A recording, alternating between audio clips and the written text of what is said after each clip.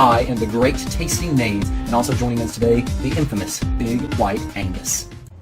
Good afternoon, BlueBall Reviews lovers and followers. I am the one and only Tasty Nades. Angus, put the Game Boy up. We're filming. Oh, my bad, dude. My bad. Start again. Good afternoon, BlueBall Reviews. I'm the Big White Angus. Are you kidding me? We are filming. Put the Game Boy up. Come on, dude. No, Just put the Game let me Boy try up. to get this. Put- Let me try to get put this the Game wheel Boy up. real quick, dude. Put the Game Boy up. Let me get this. No. Get the damn Game Boy. One more time. There we go. Got this. We're gonna do it. Good afternoon, but are you kidding me? Come are on, you dude. serious? Come on, dude. You cannot go 5 seconds. I've We're almost making got this gym down. No, man. we are making a video. Are you kidding me? All right, man. All right, last. Are we going to do this video or not? Last one. Oh my God, it's ridiculous. Good. And before we get started, don't pull your phone out. Stop. Don't even think about it. Don't. You're not as slick as what you think. Nothing up these sleeves. Think All that right. about covers it, folks. All the handheld devices you could possibly think of. Speaking of which, what is our topic today on? It is going to be about handheld gaming and mobile gaming. But before we get started, let's try and do what I was trying to do initially. I am the one and only Tasty Nades. Now I am the Big White Angus. And as we just mentioned, we will be talking about the history of handheld gaming. It is our second video in the History of Gaming installation series. Right. Don't forget to check out our first video in this Yep. series, the History of Consoles, which you can find on our YouTube channel. So, jumping right into this, when we think about gaming, mobile gaming, the first thing we think of is our smartphones. That's right. That's right. But if you think about the precursor to that, it's tabletop gaming. Those were the first things. You just put it in a box, take it over to your friend's house. But also, back in the day, you had these handheld games, single game devices. It resembled kind of a calculator style feel and look to them as well. And like I mentioned, it only has single games on it. Several of these games were Auto Race in 1976 and Football in 1977. And believe it or not, Mattel was the maker of those games. Right, right. Of course, they were famous at the time for their Barbies and their Hot Wheels. But of course, they saw a little angle to take here in the electronics market with handheld games. Yeah, and as we mentioned, the first games that resembled kind of calculator-like controls, very, very simple. In 1979, Milton Bradley actually came out with a handheld known as the Microvision, and that used cartridges. Right. Which was the standard that will be set for 20-plus years. Sure. Game Boys, all of them used cartridges. Right, and it was the first to use cartridges as well. And it operated off a 9-volt battery. Oh, wow.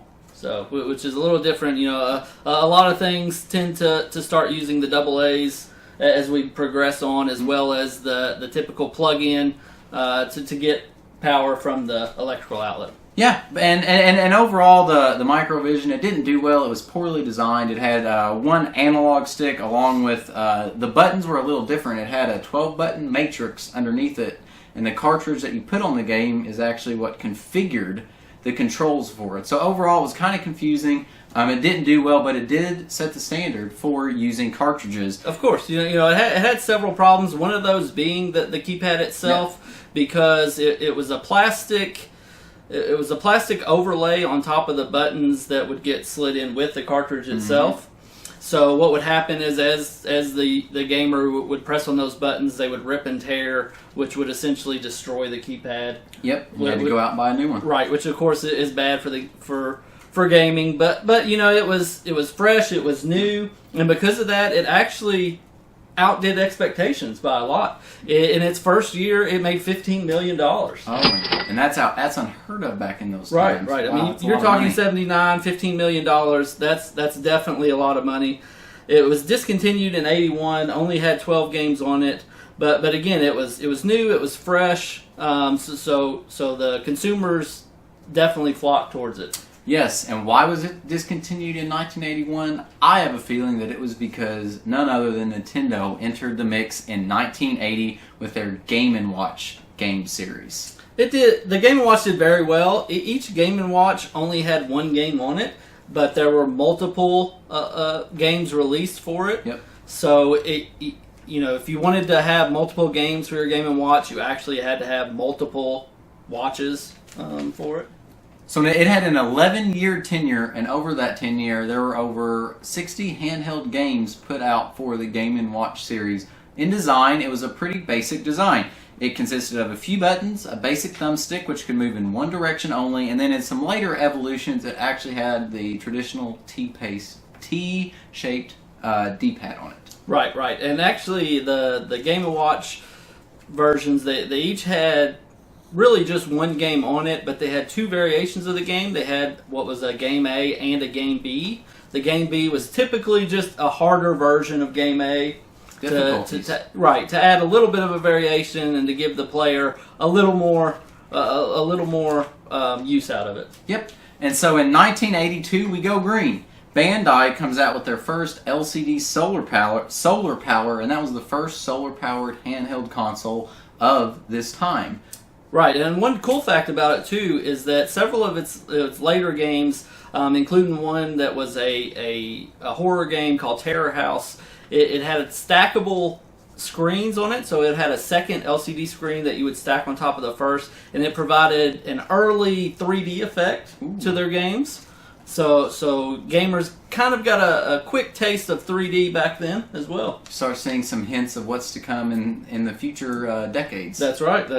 Yep. And then in 1983, as we mentioned in our other videos, the gaming industry had a crash in it. And this was very significant. As we have discussed and explored in our previous console video, we actually learned that Nintendo was our savior in this gaming crash with their NES. Right. They came in and gave a quick boost to the gaming market with the NES. And with that, we see a resurgence of gaming in general. The mid-'80s leading up to the early '90s, we definitely saw a quick hit with a bunch of single games that were handhelds. They were often monochrome, but they were a little more advanced than the earlier versions. Tiger Electronics was one of the big ones to come in and release a bunch of these. I remember playing some that was, one of my favorite was Jordan versus Bird. Ooh. Where you'd have your character and you could basically move them in a couple different directions around the court and then, shoot. Obviously with Bird, you're doing nothing but raining threes. He definitely had the advantage in the jump shots. Jordan obviously had his advantages as well, but I went Bird every time. Oh, you can't beat Jordan. He's the GOAT, greatest of all time. True. But Bird was definitely the greatest pure shooter, in my opinion. That's true. I'm a big Bird fan. True. So we had that. There were several sports games, football, basketball, baseball. There were some racing games to where basically you had the LCD screen where it just showed the car and you were moving left or right to dodge the other cars. So they were a little bit simplistic at that time as well, but they were relatively cheap compared to your handheld consoles. So they instantly became a big hit, and I can remember playing lots of them as a kid.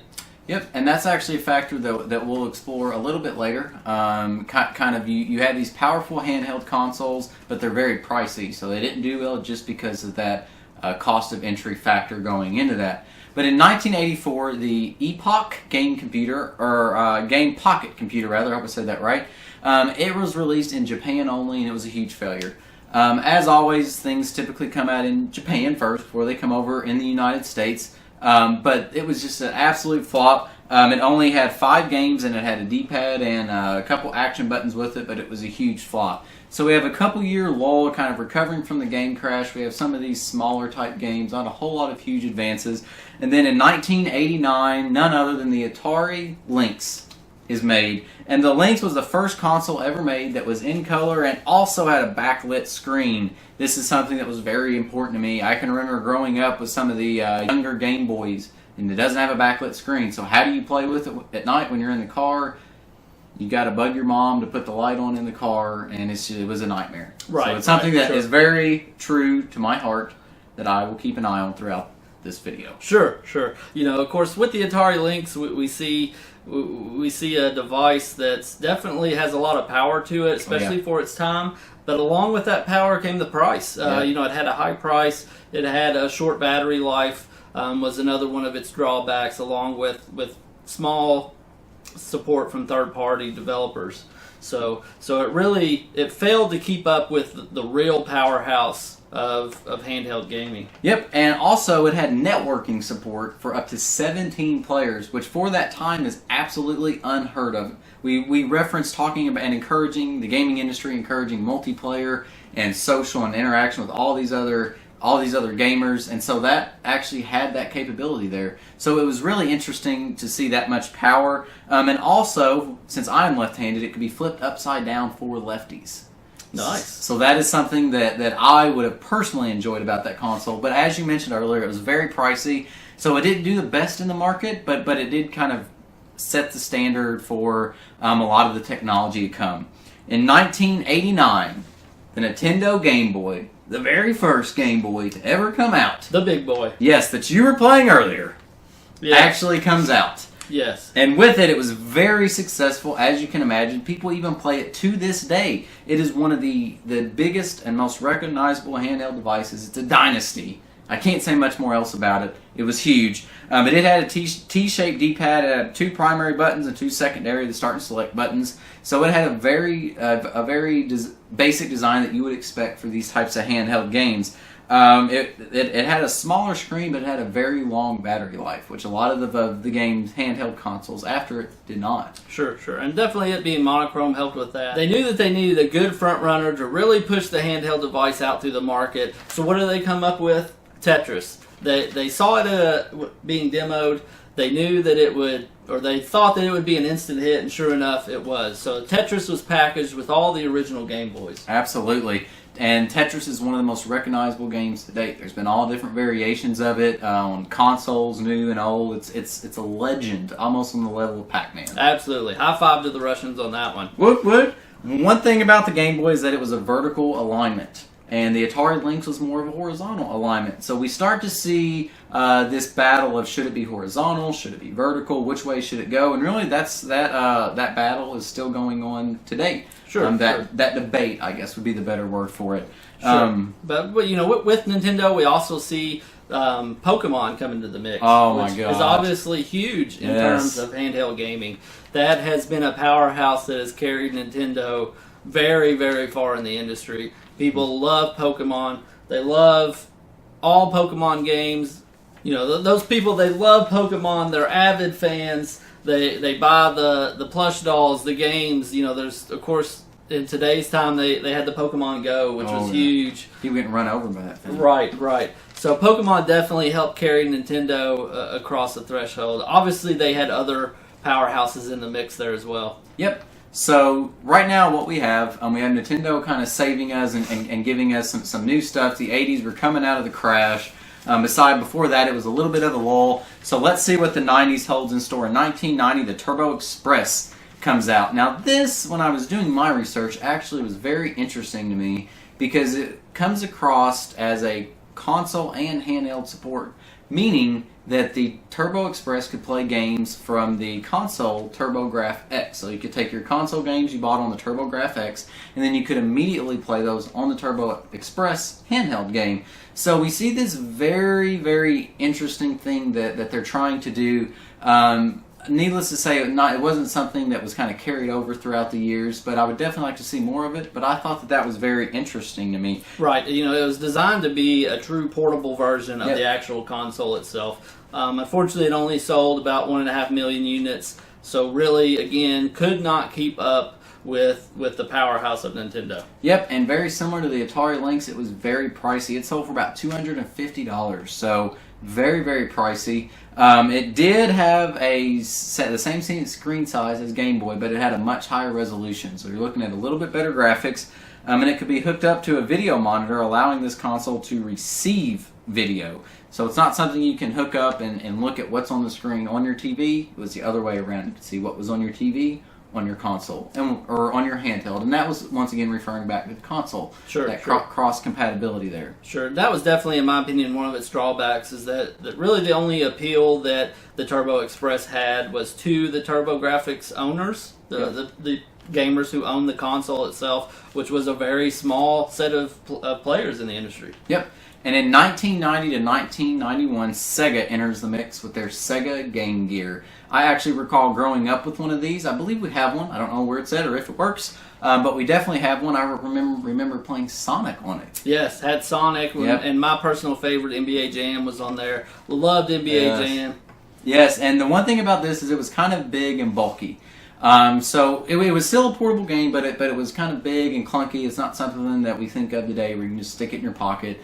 It was something that actually had its own case. It was kind of like a smaller console. I'm exaggerating a little bit. But Sure. Well, and one thing about the Game Gear is that it was designed from the Sega Master System. So that was one good thing for Sega, was that they immediately had a large library of games that could be easily converted to play on the Game Gear. And that definitely helped push the Game Gear's success. Yep, and in 1992, the best year ever, because that's when I was born, we had the Watara Supervision come out. Now, this was a very odd-looking game system. It contained a screen that could be tilted front or back for comfort, as they marketed it. But it was the first console that provided support for TV support, provided support for TV out. So you could hook this up to your TV and see what was on your handheld on the TV itself. Sure, and I'm sure that was very innovating at the time. Definitely drew in some people. The game, the Watari was packaged with Crystal Ball, which was a game similar to Breakout. Oh, wow. So, it had a library of 65 games by the time it was all said and done, and was designed to be a true competitor to the Game Boy, but again, just could not catch what Nintendo had already hooked into. Yep, and we see in 1995 the Sega Genesis Nomad comes out. Now, this was near the demise of Sega. Their last hee-haw was in 99 with the Dreamcast, so this console itself didn't do very well, since it was so close to kind of Sega phasing out. But one thing that was interesting about that was it was cross-compatible and that it could play Sega Genesis games. Another example of kind of this console to handheld compatibility. And at this point, I would imagine the people were possibly thinking that this could be something that would become a standard, but for whatever reason, it just didn't stick throughout the years. Right, and what companies are really trying to do at this point is trying to get anything new out there that can take away from the success of Nintendo. Nintendo is absolutely rolling with the Game Boy in terms of the handheld market. Yep. And it seems like nobody can stop them at all. Yep, and we saw early on the toy makers, Mattel, and all of them were kind of the leaders, and then Nintendo steps in, and then you have Atari and Sega, but at this point Nintendo's it's almost a monopoly. They're just really dominating this handheld market. Right, the Game Gear has definitely came the closest in terms of pulling anything away from Nintendo. They definitely had a pretty good run. But in the end, again, Nintendo just kept winning. Yep, and I think a lot of that has to do because they have such a good games. They may not have the most powerful consoles, but they were cheaper, they were affordable, they had some good games, a huge library. A lot of the options out there may have been better in regards to capabilities, but it was just too expensive at the time. Sure. Maybe that technology may have came a little too early. Maybe. And so speaking of Nintendo, in 1996 we come out with the Game Boy Pocket. It's just a slimmer redesign of the Game Boy. Once again, Nintendo just kind of pushing out more Game Boy-esque type games, just updates, if you will, and just kind of enforcing that Game Boy brand. Right, and in reality, a lot of that is actually coming from the developers. At this point, the Game Boy's been out for 6 years. There hasn't been any new handheld devices by Nintendo. They're just rolling with the success of the Game Boy.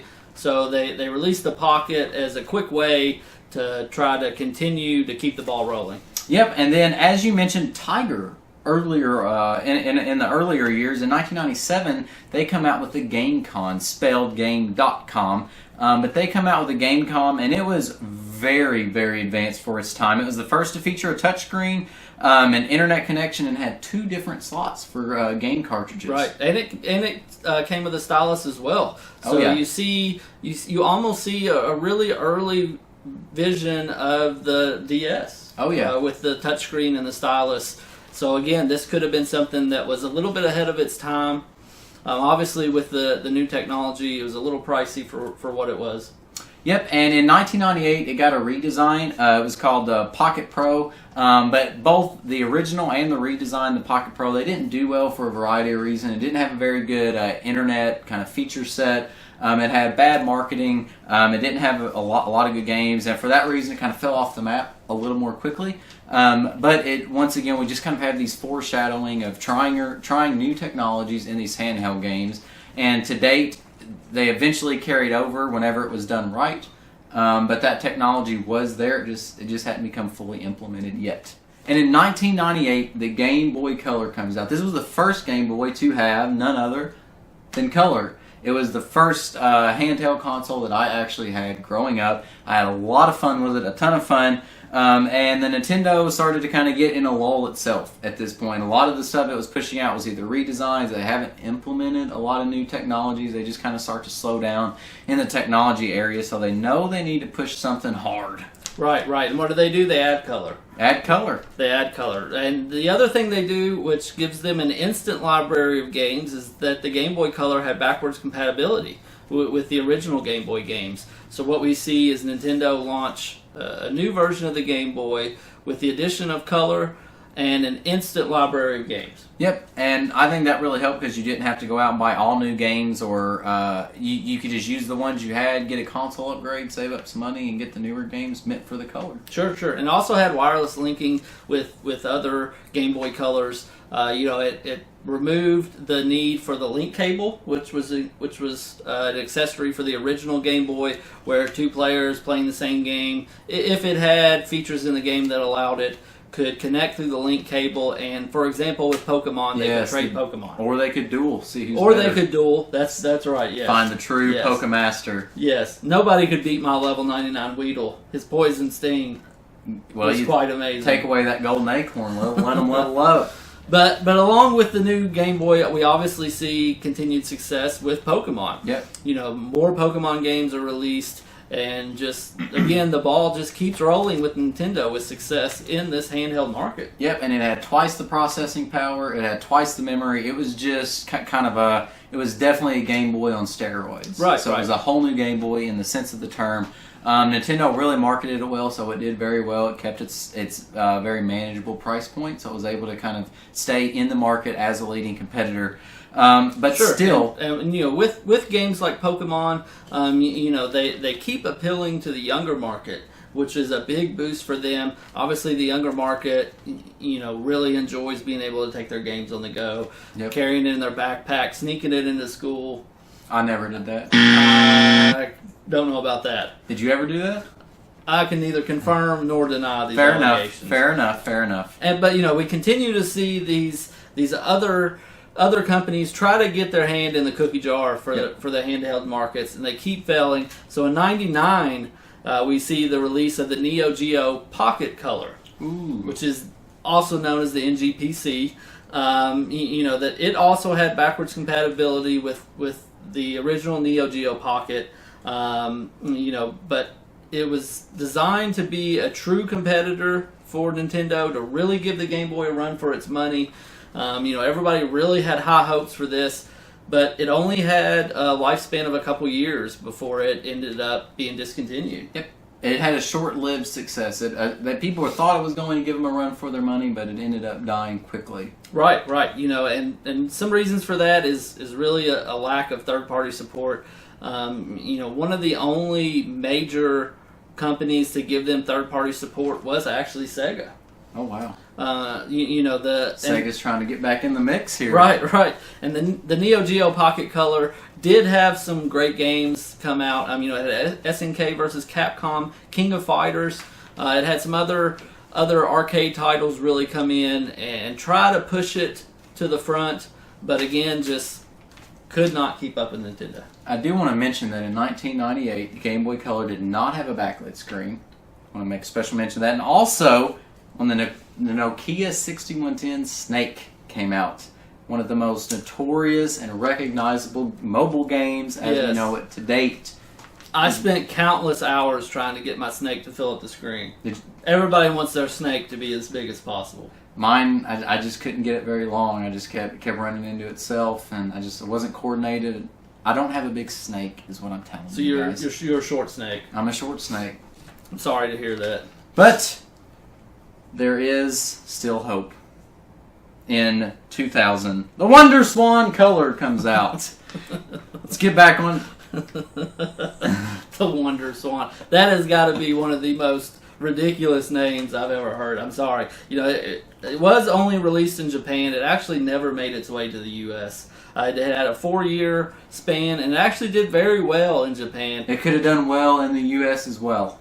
Could have, but it never made its way over here. It's disappointing. It was very odd looking. It had 2 different sets of 4 buttons on the left, a few buttons on the bottom, and the right-hand corner. It was just very, very full. Had a lot of controls on it. Very confusing. Sure, and despite its crazy name, it did have 3.5 million units sold. It sold over 10 million cartridges, which is big for devices at that time, especially devices that are, again, competing with Nintendo. Yep, and one of the biggest selling points of this was the original Final Fantasy. What really started the Final Fantasy games could be played on the Wonder Swan color.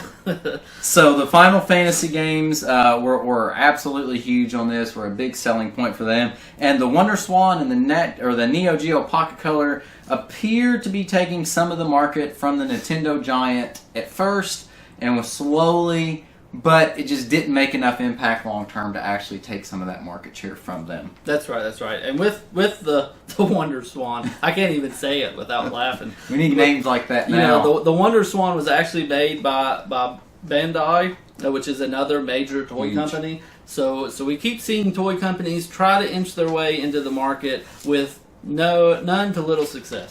None to little success. So let's recap what we have so far. Nintendo is just dominating the absolute market. Pure domination. If this was Risk, they would own the whole board at this point. Oh. Just tearing every country up. They pretty much left the one little piece of the market, which would have been Australia, on Risk.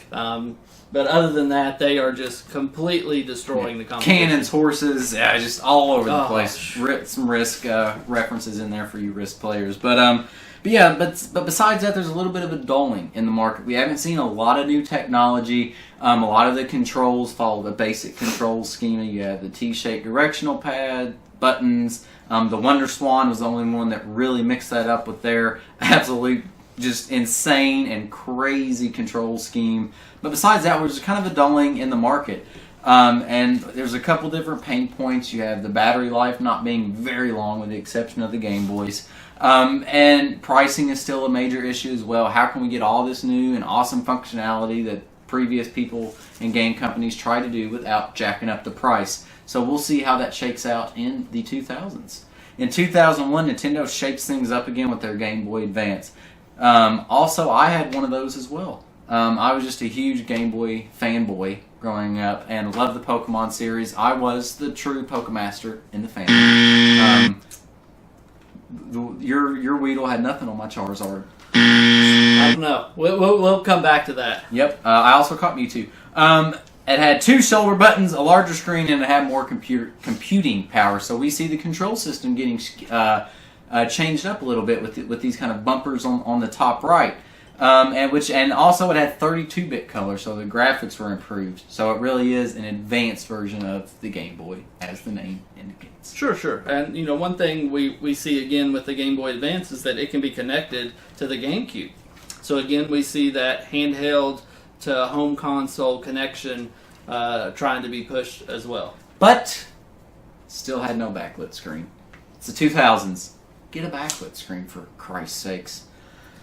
Well, in my opinion, I think they're looking at the backlit screen as a expensive feature, not only to them but to the consumers. So I think they're sacrificing that to keep the handheld device as affordable for the consumers as possible. But it's Nintendo; they've dominated the market. They can certainly be able to get some cheap prices. True. But they have dominated the market by staying with the cheaper route. That's true. Fair enough. I still think they could afford to put a freaking backlight in it. Anyway, in 2001, the Game Park now jumps in the mix and tries to challenge Nintendo. Now, the Game Park is something that many of us have not heard about. They released the Game Park 32. Now, this was a very interesting console. And once again, many people have never heard about it. The games are stored on flash cards, 128 megabytes. Nowadays, you think in gigs. 128 megabytes was huge back then. A ton of memory. And it came with an ebook reader. So it was a very odd kind of feeling console. But this meant that they could hook up to a PC. And the importance of that was for game development. So we really start to see a console that encourages these third-party developers, make your own games.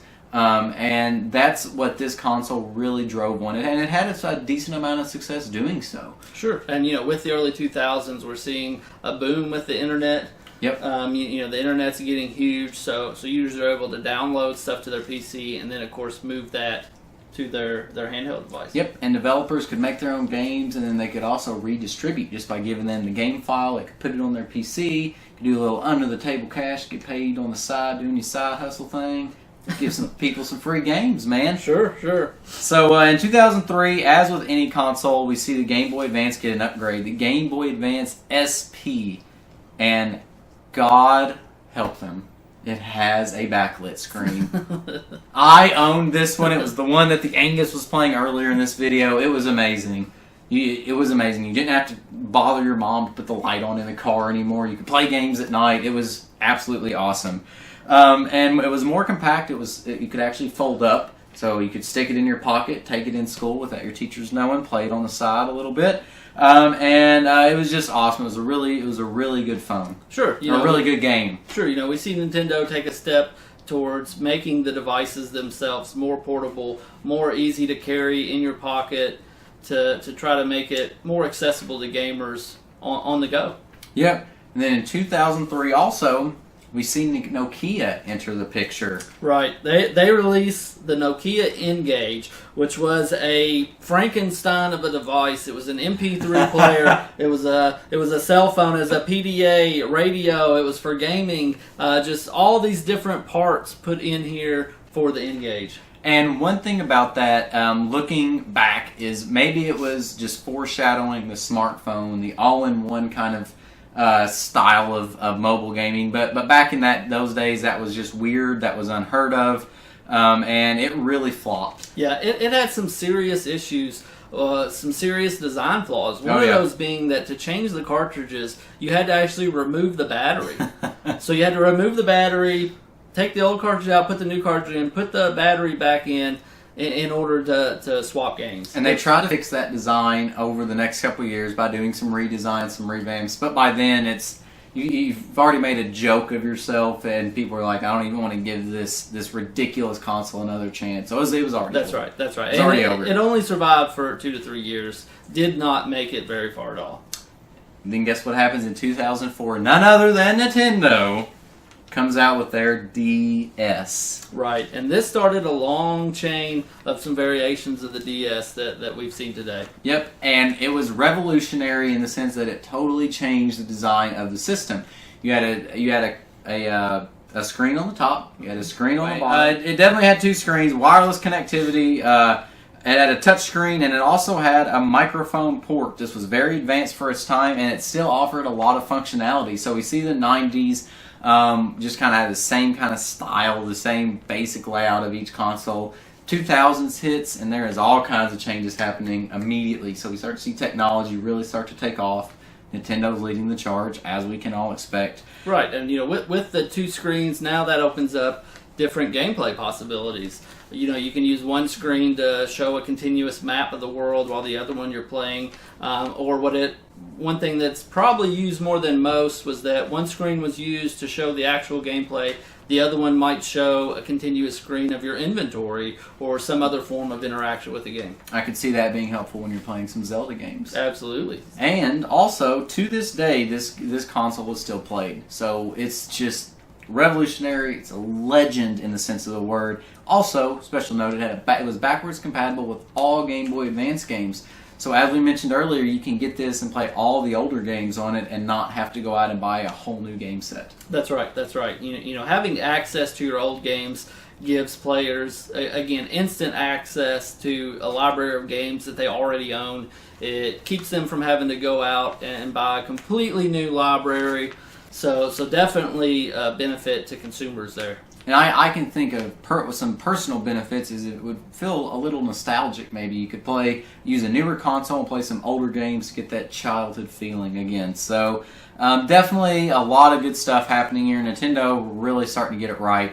In 2004, Sony enters the mix with their PSP. The PSP, the PlayStation Portable. Yep, and it has a huge screen, and it is the first to use disc instead of cartridges. So once again, revolutionary design changes is totally shaking up the market, and it enters the mix as one of the big. In 1995, it entered the mix as one of the big console players. So at this point, it's kind of got its reputation in '95 for being one of the big three.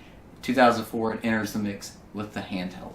Right, and with the PlayStation, it has already a wide variety of franchises, such as Kingdom Hearts, God of War.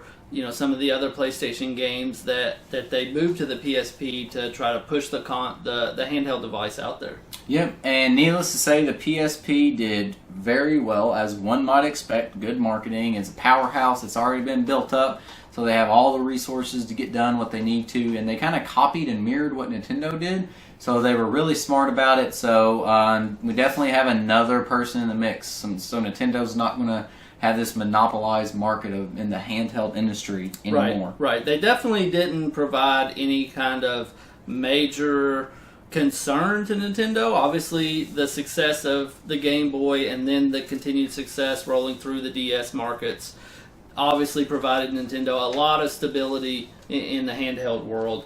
But we did see the PSP come in and really provide true competition with Nintendo in the handheld market, especially with their strong third-party support. Yep, and so Nintendo and Sony are starting to play with each other, if you will, compete with each other. And in 2005, Tiger's back. Hear him roar. He develops and comes out with the Gizmondo. Talk about another strange name. This attempted to do what Nokia did, kind of have this all-in-one mobile device kind of feel. It could play music, movies, games, camera. It had GPS functions and internet capabilities, sending texts and messages. They said that email was coming, but they lied. You could never do an email on it, so a lot of people still kind of salty about that. But Tiger attempts to do what Nokia did. They did a little bit better, but it still hasn't really stuck yet. Yeah, and once again, you try to see a company come in, and in order to try to take away from the steam of the big players, they have to do something new, something that's not out there right now. So they try to bundle additional features in that really it's almost useless to most gamers. Yep. I mean, really gamers just want to play games. Yep. That's all they want to do, and that's what the PSP and the DS at the time was doing very well. Yep. If they had only waited a couple of years, I think that the good old Gizmondo could have really taken off. I disagree. I don't see any amount of years providing success to the Gizmondo. Well, in a couple of years, we will see something of these all-in-one devices known as smartphones that none of us live without. But in 2006, the Game Park resurfaces 5 years later with their GP2X, and they still keep with their original intentions of having a handheld console that was primarily be used to do game development, make your own games, game distribution. It was open source and it was Linux based. So we start to see them kind of utilizing Linux and that kind of open source style. It encouraged game developers to design their own games and emulators to use and make old games and play them, all that good stuff. And throughout the next couple of years, that gets a couple of upgrades. We're not going to go into all of them: F200, the GP2X, the Wiz, the GP2X, Kanu, I don't know how to spell it. Yep. But this is a trend at this point that we're seeing these handheld consoles that have a lot of success. They're getting kind of these smaller upgrades throughout the years just to kind of keep that steam going, generating some revenue to actually come out with a more significant console in X amount of years. Sure. That's a trend that's still going today. Absolutely, and it's a trend that I don't see going away anytime soon. Nope, and in 2006, the Nintendo DS gets an upgrade called the Nintendo DS Lite. And what is it? It's lighter. Right. It's more sleek, compact, powerful, and it has a longer battery life. Sure. Again, we see Nintendo do like they did with the Game Boy Pocket, where they take the route of making their handheld device more portable, more mobile, to give it to gamers on the go. Yep, and in 2009, Nintendo releases the Nintendo DSi Upgrade. It has 2 integrated cameras and an SD card slot. So we start to see, once again, just some more design changes, more and newer technology. Also, 2009 is when the mobile market gaming on your smartphones really kicks off. This is when Farmville comes out, Angry Birds comes out. All those titles we know today come out, and that's what, in my opinion, really kicks off this smartphone mobile gaming kind of trend that is used to date, and I don't see going anywhere anytime soon. Absolutely not. I mean, everybody's got a phone in their pocket these days, yep. A smartphone of some kind, in almost all cases.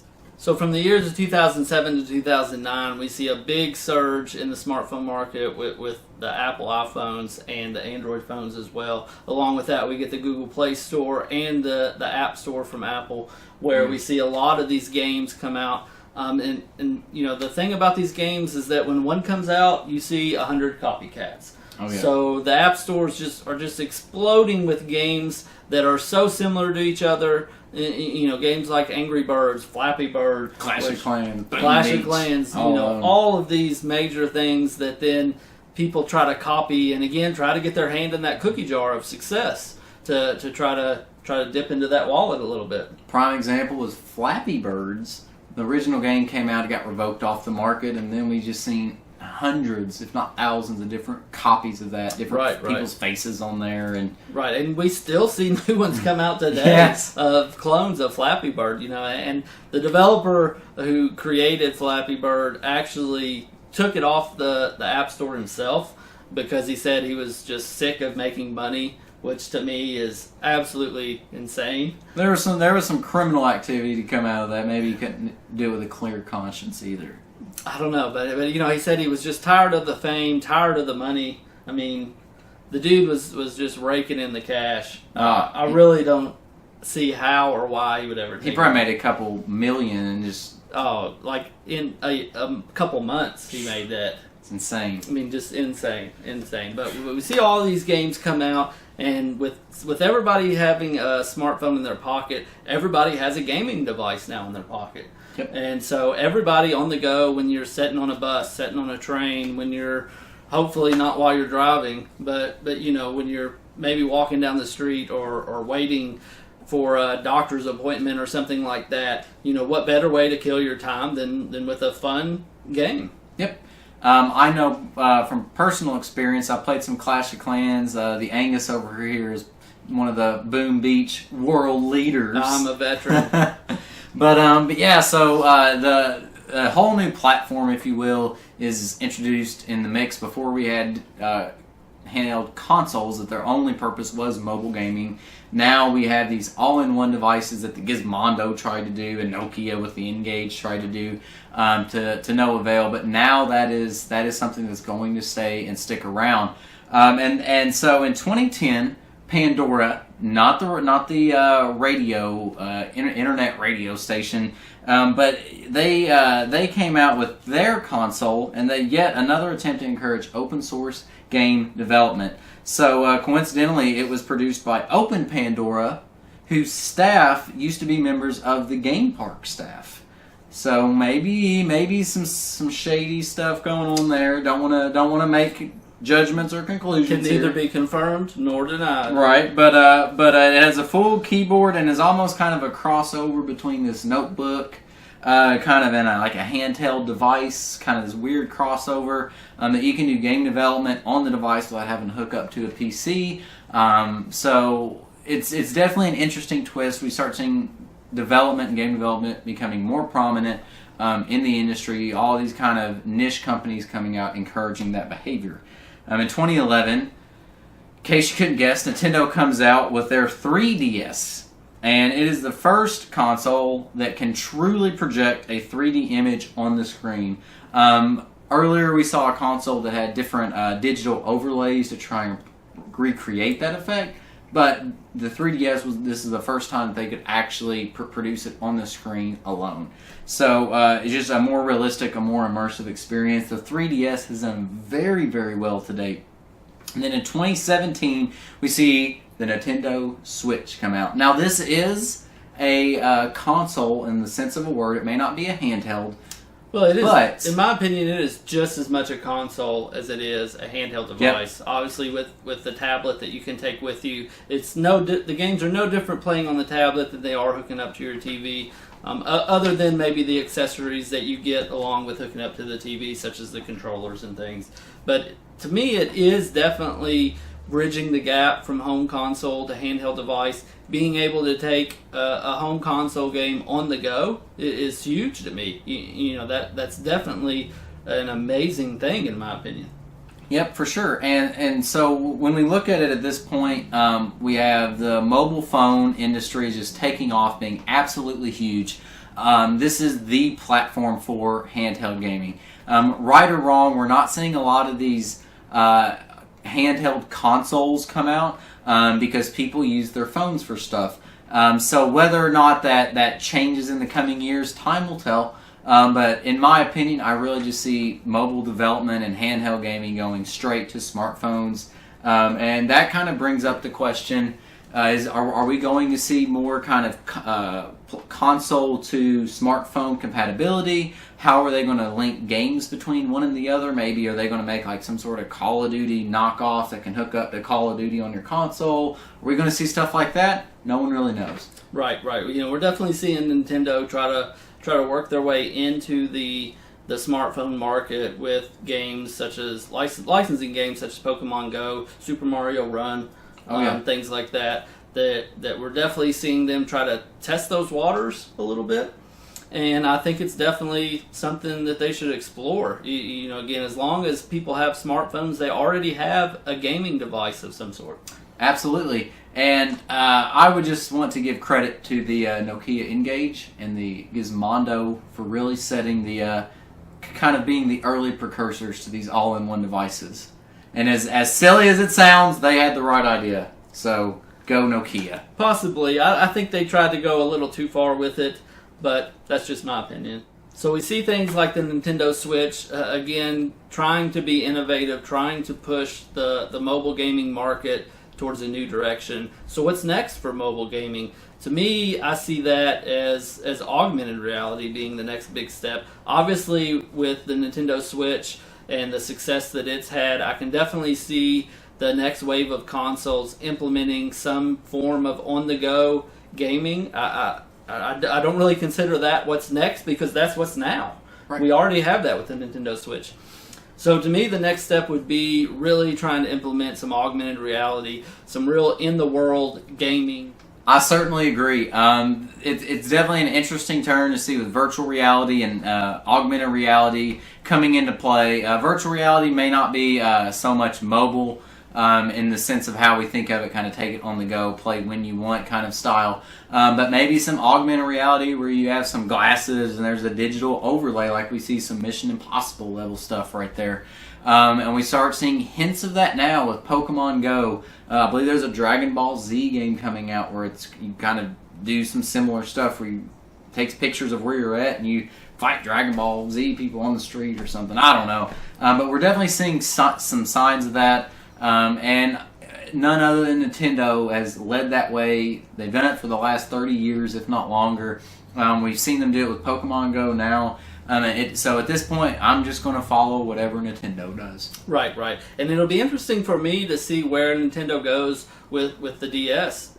Now that the Nintendo Switch is there, the Nintendo Switch is basically a large tablet version of the DS. Mm-hmm. So it'll be interesting to see how they go forward and how they continue to progress the handheld market. But most importantly, the question I have is out of the big three players, Nintendo, Sony, and Microsoft, we know that Nintendo is going to lead the way. They're going to figure it out.